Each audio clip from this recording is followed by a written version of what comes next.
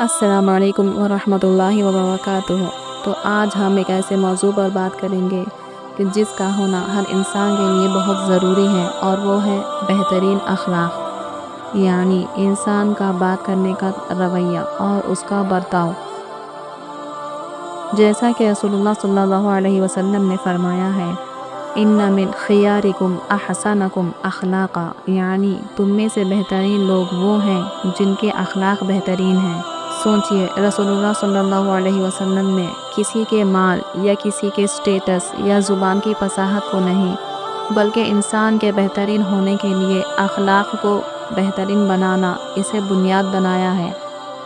یعنی ہمارا جو ڈیلی کا روٹین ہوتا ہے، اٹھنے بیٹھنے کا، کھانے پینے کا، کسی سے بات کرنے کا، کچھ بولنے کا، تو ہم سب کو ان باتوں کے لیے ایک بہترین سانچے میں ڈھالنا ہوگا۔ یعنی ہم اپنے بڑوں کے سامنے کیسے بیٹھیں، کیسے اٹھیں، ان سے کیسے بات کریں، ہمیں ان سب کا خیال رکھنا ہوگا۔ ہم اپنے چھوٹوں سے کیسے بات کریں گے، ہم جیسے کریں گے ہمارے بچے ہم کو دیکھ کر ہی سیکھیں گے۔ اپنے بچوں کو باادب بنائیں، باتمیز بنائیں۔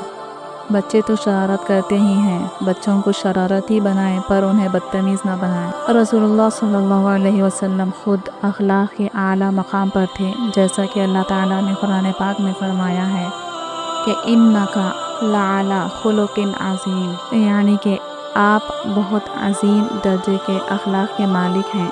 تو چلے آج ہی سے ارادہ کریں، اپنے آپ کو سدھاریں اور اپنے اخلاق بہترین بنائیں۔ تو یہ رہا دین اسلام کو اپنی زندگی میں لانے کا چوتھا قدم، کہ ہم خود کو باادب اور باتمیز بنائیں، کہ ہمارے ہر ایک ادا سے دین اسلام چھلکنا چاہیے۔ ویڈیو اچھا لگا ہو تو لائک اینڈ شیئر ضرور کریں، اور ایسے ہی دینی باتوں کے لیے میرے چینل کو سبسکرائب کریں۔